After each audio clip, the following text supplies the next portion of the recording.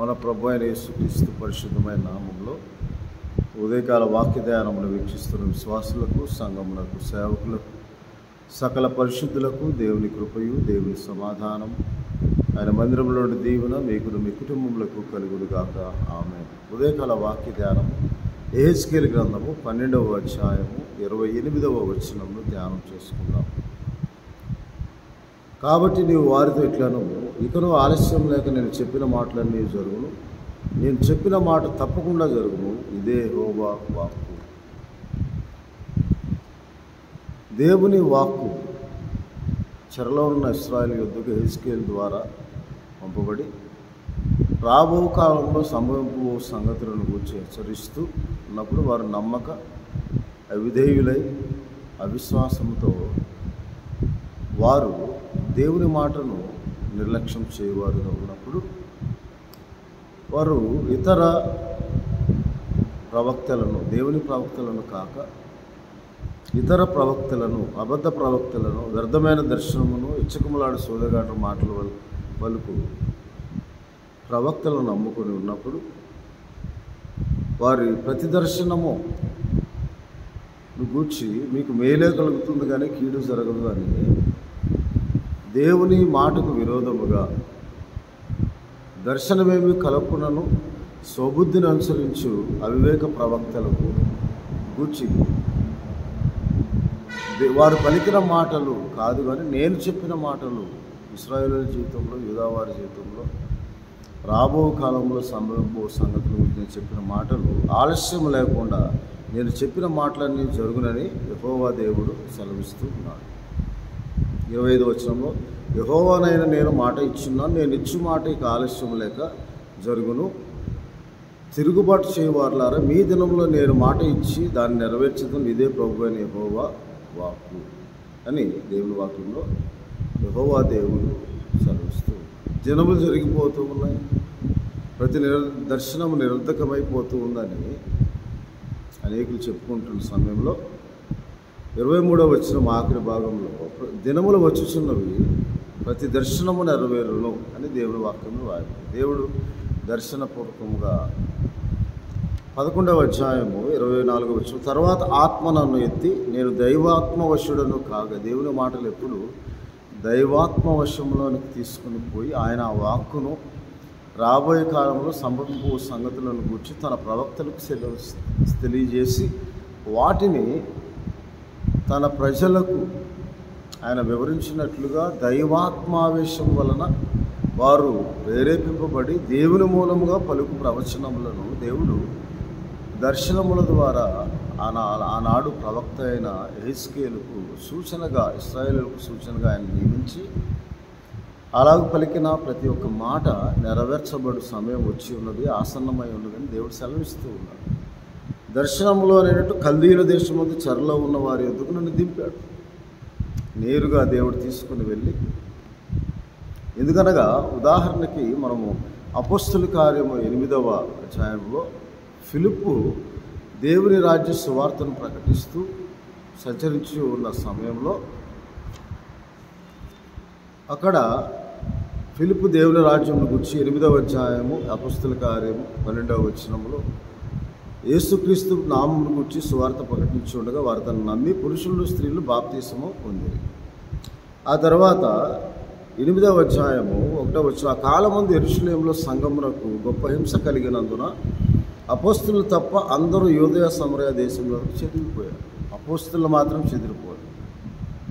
అపోస్తులలో ఎన్ని హింసలు కలిగినా, ఎన్ని కష్టములు వచ్చినా వారు దేవుని రాజ్య సువార్తను ప్రకటించుటకు దేవుడిచ్చిన ఆజ్ఞను, అనగా మీరు సర్వలోకములకు వెళ్ళి సర్వ సృష్టికి దేవుని రాజ్య సువార్తను ప్రకటించు, నేను మీతో కూడా సదాకాలం ఉన్నవాడును అని యేసుక్రీస్తు ప్రభువారు ఆరోహణం అవ్వక మునుపు వారితో చెప్పిన ప్రకారము సంఘమునకు గొప్ప హింస కలిగింది.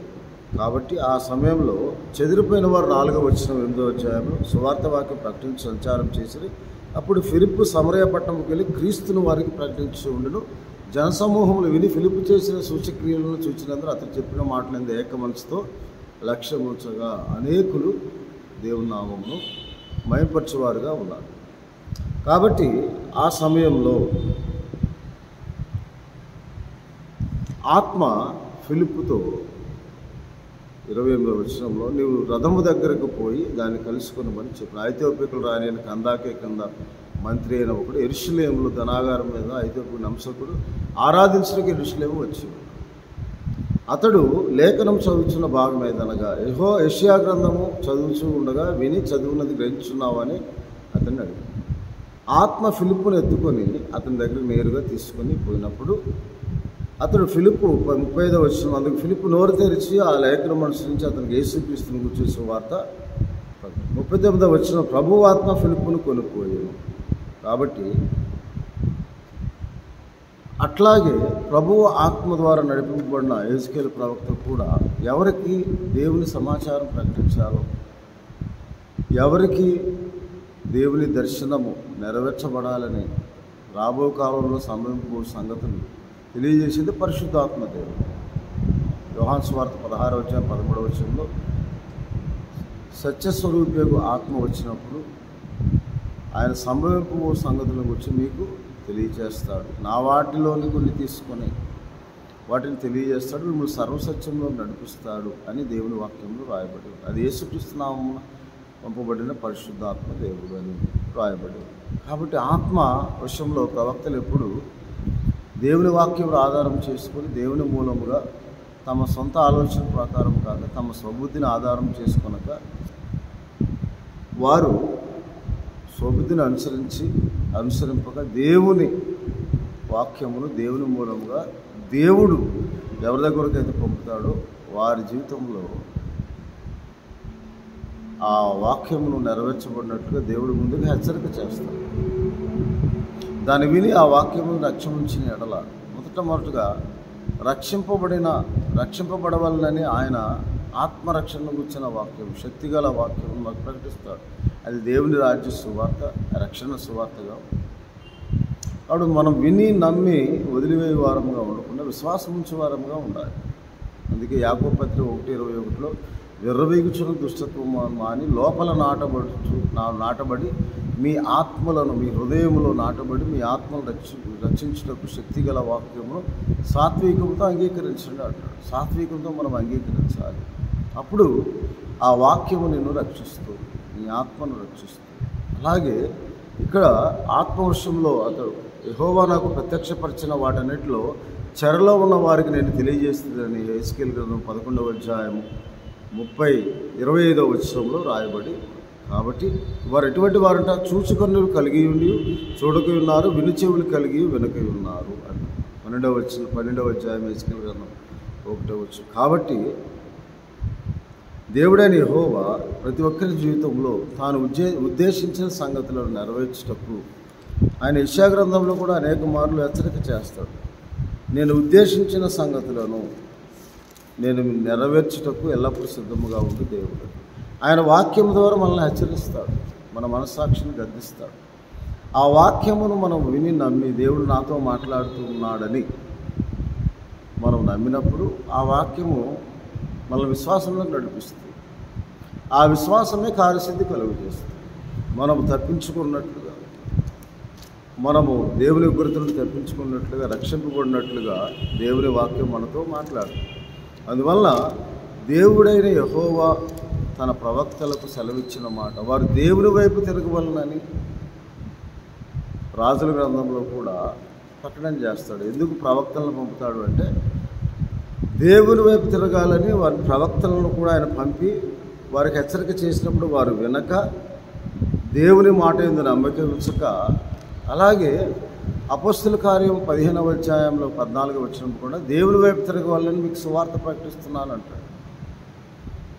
ఆ దేవుని వైపు తిరుగుటకు దేవుడు అనేక హెచ్చరికలు తన వాక్యం ద్వారా చేస్తాడు. దాన్ని నమ్మి విశ్వసించిన వారు ఆయన వైపు తిరుగుట అనగా మారు మనసు పొందుట, జీవం గల దేవుని వైపు తిరుగుట, ఈ లోక సంబంధమైన వాటిని విడిచి పరలోక సంబంధమైన వాటిని పైనున్న వాటిని వెతుకుటకు దేవుని వాక్యమును దేవుడు ఆయన సేవకుల ద్వారా ప్రకటిస్తూ ఉంటాడు. ఆయన చిత్తమంతయు మన జీవితం నెరవేర్చబడటానికి ఆయన తన సేవకుల ద్వారా మాట్లాడుతుంది. అందుకే యెషయా గ్రంథము 44వ అధ్యాయము 26వ వచనం, నేనే నా సేవకుల మాటను రూఢిపరిచేవాడును, నా దూతల ఆలోచన నెరవేర్చేవాడను, పాడైన స్థలములను బాగు చేయవాడను నేనే అని దేవుని వాక్యంలో రాయబడి ఉన్నది. కాబట్టి శిథిలమైపోయిన మన విశ్వాస జీవితము, పాడైపోయిన స్థలములు అనగా పడిపోయిన మన బలిపీఠములు అనగా మన దేవుని చెవి ప్రార్థన నిర్లక్ష్యం చేసి, దేవుని వాక్యంలో ధ్యానించడంలో నిర్లక్ష్యం చేసి, దేవునికి మొదట మన విశ్వాసంలోగా ఉన్నప్పుడు విశ్వాస జీవితాన్ని ప్రారంభించినప్పుడు కట్టిన బలిపీఠంలో దినదినము మనం బలహీనమైపోయి పడవేయబడి ఉంటాం. ప్రార్థనకు సమయం, దేవుని వాక్యములకు సమయం, ఈ లోక సంబంధమైన వాటి గురించి ఆలోచిస్తూనే మనం దేవుని ఆశీర్వాదం కోరుకుంటూ ఉంటాం. ఆ సమయంలో దేవుడు తన సేవకుల ద్వారా మనల్ని హెచ్చరించి, ఆయన నేను చెప్పి ఉన్నాను, దాన్ని నెరవేర్చేందును ఉద్దేశించి ఉన్నాను, సఫలపరిచేందునని యెషయా గ్రంథం 46వ అధ్యాయం 11వ వచనం 2వ భాగంలో రాదు. ఆయన ఉద్దేశములు ఎప్పుడు తప్పిపోయినవి కావు. ఆయన తలంపులు మన తలంపులు వంటివి కావు. ఆయన మార్గములు మన మార్గములు వంటివి కావు. ఆయన ఆలోచనలు మన ఆలోచనలు వంటివి కావు. మన జీవితంలో ఏదైతే సిద్ధపరుస్తాడో. కాబట్టి మనం విశ్వాసంలోకి వచ్చిన, విశ్వాస జీవితం ప్రారంభించిన దినము మొదలుకొని మనం ప్రతినిత్యము మనం ఆశీర్వదింపబడిన కొలది, మనం నెమ్మది పొందిన కొలది, మనము దేవుని దయ పొందిన కొలది మనం దీవింపబడుతూనే ఉంటాం. అన్ని సరళం, దేవుడి మార్గం సరళం చేసిన తర్వాత మన విశ్వాసంలో బలహీనమైపోతుంటాం, భక్తిహీనమైపోతూ ఉంటాం, దేవుని ఆశ్రయించలో వెనకతీయ వారముగా ఉంటాం, ఆయన మాటను జ్ఞాపకం చేసుకున్నాం. అప్పుడు అంతా నెమ్మదిగా ఉందనుకున్న సమయంలో సడన్గా హఠాత్తుగా మనకు ఒక శోధన వస్తుంది. మళ్ళీ దేవుని దగ్గరికి వస్తాం, మళ్ళీ దేవుడికి ప్రార్థన చేస్తాం. మనము పైకి భక్తి గల వారు ఉండి దేవుని శక్తిని ఆశ్రయించిన వారుగా ప్రార్థన చేసి ముఖస్థుతి చేయవారుగా ఉన్నప్పుడు దేవుడు ఆయన సేవకుల ద్వారా, ఆయన ప్రవక్తల ద్వారా, ఆయన కాపురుల ద్వారా ఆయన హెచ్చరిస్తూ ఉంటాడు. వాటిని మనం నమ్మం, వాటిని వినం. అవి మనకు ప్రతికూలంగా ఉంటాయి. మనకు అనుకూలంగా ఉన్న మాటలనే మనం, అందుకే ఇశ్రాయేలీయులు కూడా ఇలాగంటారు, మాకు యెహోవా నామమున ఆయన చెప్పిన మాటలు మాకు చెప్పవద్దు, మాకు మృదువైన మాటలను మాతో చెప్పమని దేవుని వాక్యంలో వాళ్ళు అంటారు. 30వ అధ్యాయం యెషయా గ్రంథంలో 9వ వచనంలో 10వ వచనంలో, దర్శనము చూడవద్దని దర్శనం చూసి వారితో చెప్పువారు, యుక్త వాక్యములను మాతో ప్రవచింపకుడి, మృదువైన మాటలను మాతో పలుకుడి, మాయా దర్శనములు కనుడి, అడ్డము రాకుండి త్రోవను తొలుగుడి, ఇశ్రాయేలు పరిశుద్ధ దేవుని సంగతి మా యుద్ధ ఎత్తుకుడి అని భవిష్యత్తు గ్రాలతో పలుకులు వారై ఉన్నారు అని దేవుని వాక్యం. మృదువైన మాటలు చెప్పండి, మాకు అనుకూలమైన మాటలే చెప్పండి. కానీ దేవుని వాక్యం ఎప్పుడు మనల్ని హెచ్చరిస్తూ ఉంటుంది. అదే యెహెజ్కేలు ప్రవక్త ద్వారా కూడా వారు వినినను వినకపోయినను వారికి ప్రకటించు, నేను చెప్పిన మాటలు ఏది తప్పిపోకుండా నీవు వారికి వాక్యమును ప్రకటించు, నేను చెప్పిన మాటలను ప్రకటించు అని. వారు చూచుచున్న కన్నులు కలిగి ఉండి చూడక ఉన్నారు, చెవులు కలిగి ఉండి వారు వెనక ఉన్నారు అని చెప్పి దేవుడు, వారు వినో వినకపోయినను నేను నీతో చెప్పిన మాటలు వారికి ఆజ్ఞాపించు అని దేవుని వాక్యం ఎప్పుడు. అప్పుడు మనము దేవుని సన్నిధిని వెతుకున్నట్లుగా ప్రకటింపబడిన వాక్యం ఏదో ఒక రోజు మన హృదయంలో చొచ్చుకొని మన మనస్సాక్షిని గద్దించినప్పుడు మనం నిజంగా దేవుడు నాతో మాట్లాడుతున్నాడు అని నమ్మి విశ్వసించినప్పుడు దేవుడు కార్యము మన జీవితంలో నెరవేరుస్తుంది. అది నిరీక్షణాస్పదమైన, నిరీక్షణ గలవారే సంతోషించినట్లు. నేను మీ గురించి ఉద్దేశించిన సంగతులు హానికరమైనవి కావు, మీకు నిరీక్షణ కలుగునట్టు రాబో కాలంలో అవి సమాధానకరమైనవి అని దేవుడు. మీరు నన్ను వెతకండి, పూర్ణాత్మతో పూర్ణ హృదయంతో నన్ను వెతకండి. వెదుకుటలో దేవుని వాక్యము ఏమై ఉన్నదో విచారణ చేయుట. దేవుడు నాతో ఏం మాట్లాడుతున్నాడు? ప్రభా, ఇదిగో నా హృదయము నీ ఎదుట ఉన్నది తండ్రి, నాలో ఆయాసకరమైన ఉన్నది తండ్రి, చూడము. నీ వాక్యము ద్వారా నాకు ఆత్మీయ స్వస్థత దయచేయి, నన్ను బాగు చేయి, నా అవిశ్వాసమును బాగు చేయి, నా అపరాధమును క్షమించు, నా అపనమ్మకమును బాగు చేయి ప్రభా, నువ్వు ప్రార్థన చేయాలి. మనలో ఉన్న దోషము, మా ఆత్మ సంబంధమైన ప్రతి కూలముగా దేవునికి ప్రతికూలము ప్రతిదీ దేవునికి ముందుగా తెలుసు. అందుకే వల్ల మనకే మనం తెలుసుకోలేని ఆ హృదయ దోషారోపణ మనం దేవుని ఎదుట ఒప్పుకొని, అయ్యా నా హృదయము, నా జీవితం ఎలా ఉందో నాకు తెలియజేయ ప్రభు అని ప్రార్థన చేసినప్పుడు దేవుడు వాక్యం ద్వారా మనతో, నీలో ఈ లోటు ఉన్నది, నీ హృదయం ఈ విషయంలో దోషారోపణ చేయుచున్నది, నీ విశ్వాసంలో ఈ లోపం ఉన్నది, దేవుడు మనతో మాట్లాడుతాడు. కాబట్టి స్వస్థ బుద్ధి గలవారమే మెలకువగా ఉండి ప్రార్థన చేయాలి. స్వబుద్ధిని అనుసరించి నడుచుకునే ప్రవక్తలను కాక దేవుని ప్రవక్తలనే మనము ఆశ్రయించే వారముగా ఉండాలని దేవుని వాక్యంలో రాయబడి ఉన్నది. కాబట్టి నేను యెహోవానై ఎరిగినట్లు నీ ప్రవర్తన ఫలం నీకు అనుభవింప చేసేదను అని దేవుని వాక్యంలో రాయబడి. కాబట్టి మన ప్రవర్తన పరివర్తన చెంది దేవుని వాక్యం ద్వారా హెచ్చరించిన దర్శనములను, మాయా దర్శనములను, స్వబుద్ధిని అనుసరించి ప్రవచించు ప్రవక్తలను మీరు నమ్ముకొనక నిజముగా దేవుని ఆత్మ దైవావేశం వలన దేవుని ఆత్మచే ప్రేరేపింపబడి దేవుని మూలముగా దేవుని వాక్యములే పలుకు, దేవుని వాక్యం ద్వారానే హెచ్చరించు సేవకులను మీరు ఆధారం చేసుకుని అన్న మాటను నమ్మి మనము దేవుని వాక్యంలో మహింపరిచేవారుగా ఉండి విశ్వాసం ఉంచి మహింపరిచేవారుగా ఉండినప్పుడు ఆయన ఇక ఆలస్యం లేక మీ జీవితంలో కార్యం చేయాలి. ఆయన చెప్పిన మాట నెరవేర్చబడి దినములు వస్తూ ఉన్నాయి మీ జీవితంలో, వస్తాయి తప్పకుండా. కాబట్టి నీవు నమ్మిన ఎడల దేవుని మహిమను చూస్తావు. ఆ మహిమను చూచే మహిమా కార్యములు దేవుని జీవితంలో క్రియలు గొప్పవి, మహిమా ప్రభావం గలవి ఆయన కార్యం 111వ కీర్తనలో రాయబడి ఉంది. కాబట్టి అటువంటి దేవుని మహిమను చూచు దేవుని వాక్యమును మనం అనుసరించి ఆ దేవునికి మహిమ కలిగినట్లుగా నీ జీవితంలో దేవుని వాక్యం ఇది నిజముగా దేవుని వాక్యం అని అంగీకరించి దేవుని సేవకులు తన స్వకీయ ఊహను బట్టి ఆలోచన బట్టి కాక దేవుడు అనుగ్రహించిన ఆత్మావేశం వలన, దేవుడు అనుగ్రహించిన దర్శనము ద్వారా, దేవుడు అనుగ్రహించిన జ్ఞానము ద్వారా నీ జీవితంలో ఏ విషయంలో విశ్వాసలోపంలో నీ జీవితం ఉన్నదో, నీ హృదయం ఏ విషయంలో దేవుని ఎదుట ప్రతికూలంగా ఉన్నదో దాన్ని హెచ్చరించినప్పుడు దేవుడు సాత్వికంగా అంగీకరించి నీ విశ్వాసం దేవుని శక్తిని ఆధారం చేసుకొని నీ ఆత్మను రక్షించే శక్తి గల వాక్యము సాత్వికంతో అంగీకరించినప్పుడు ఆయన జీవితంలో సిద్ధపరిచిన దాని ఆలస్యం లేక ఆయన ఉద్దేశం నెరవేర్చి దేవుడై ఉన్నాడు. అనగా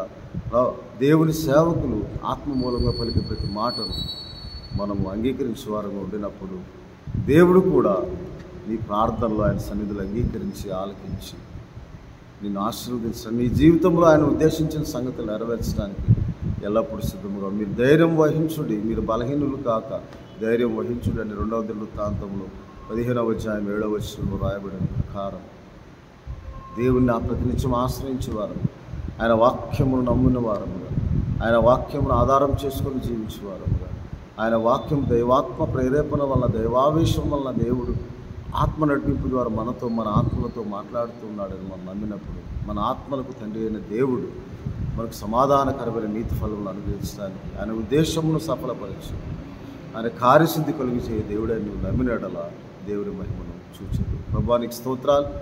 కృపగల దేవుడవు మహోన్నతుడు ఉదయకాల వాక్యదానం మీ సన్నిధిని తోడుగా ఉంచి మీరు నడిపించిన విధానం బట్టి స్తోత్రం. మీ వాక్యము నమ్మునట్లు మా ఆత్మను రక్షించే శక్తి గల వాక్యము మేము సాత్వికంతో అంగీకరించినట్లు సహాయం చేయండి. అబద్ధ ప్రవక్తలను మాయాదర్శనం కనువారిని ఆలోచన ప్రభావ మృదుమైన మాటలు చెప్పువారు కాక మనస్సాక్షిని గద్దించు, మా హృదయాల దోషారోపణను సవరించి మా ప్రభు విశ్వాసము లోపమును సవరించి మా విశ్వాసమును బాగు చేయు వాక్యం మేము నమ్మి మీ ఉద్దేశమును మా జీవితంలో నెరవేర్చబడినట్టు, మీ సంకల్పము మా జీవితంలో నెరవేర్చడం, మీ చిత్తము మా జీవితంలో జరిగినట్లు సహాయం దయచేసి ఆ చిత్తము నెరవేర్చు వాక్యమును, బాగు చేయు వాక్యమును, స్వస్థపరచు వాక్యము, ఆశీర్వదించు వాక్యమును, అభివృద్ధి కలుగు చేయు వాక్యమును సాత్వికతో నమ్మునట్లు ప్రతి ఒక్కరిని మీకు జ్ఞాపకం చేసుకుని దీవించమని మా ప్రభువును రక్షకుడైన యేసుక్రీస్తు వారి పరిశుద్ధమైన నామములో ప్రార్థిస్తున్నాను తండ్రి. ఆమె తండ్రి అయిన దేవుని ప్రేమ, ప్రభు అయిన యేసుక్రీస్తు వారి కృప, పరిశుద్ధాత్మని చాదన అన్యోన్య సహవాసం వాక్యము మీలో కార్యసిద్ధి కలుగు చేసి దేవుని ఉద్దేశమును దేవుని చిత్తమును మీ చేతులు జరిగించి మిమ్మల్ని మీ కుటుంబంలో దీవించి ఆయన కార్యము సఫలము చేసి ఆయన మాట నెరవేర్చి మిమ్మల్ని దీవించునుగాక. దేవుడు మిమ్మల్ని దీవించునుగాక. ఆమె.